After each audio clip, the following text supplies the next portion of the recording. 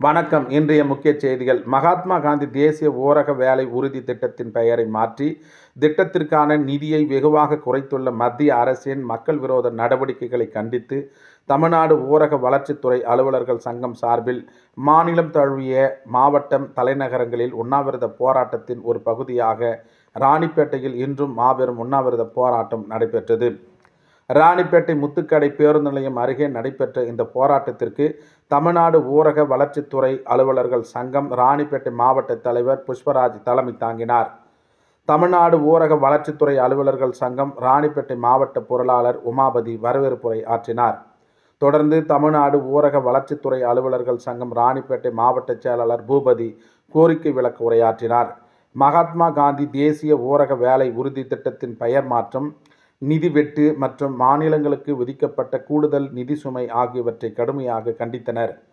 தமிழ்நாடு ஊரக வளர்ச்சித்துறை அலுவலர்கள் சங்கம் ராணிப்பேட்டை மாவட்ட தலைவர் ஜோசப் கென்னடி துவக்க உரையாற்றினார். இதனைத் தொடர்ந்து அனைத்து துறை ஓய்வூதியர் சங்கம் மாவட்ட தலைவர் சுந்தரேசன், அரசு ஊழியர் சங்கம் மாவட்ட தலைவர் எழில் இளம்வழுதி, அரக்கோணம் கோட்ட தலைவர் பொன் வேதமுத்து, அகில இந்திய விவசாய தொழிலாளர்கள் சங்கம் மாவட்ட செயலாளர் ரகுபதி உள்ளிட்ட பல்வேறு துறை சங்க அதிகாரிகள், நிர்வாகிகள் வாழ்த்துரை வழங்கி போராட்டத்திற்கு ஆதரவு தெரிவித்தனர். பின்னர் தமிழ்நாடு ஊரக வளர்ச்சித்துறை அலுவலர்கள் சங்கம் மாநில பொதுச் செயலாளர் பிரபு நிறைவுரையாற்றி இந்த மக்கள் விரோத மசோதாவை மத்திய அரசு உடனடியாக திரும்ப பெற வேண்டும் என வலியுறுத்தினார்.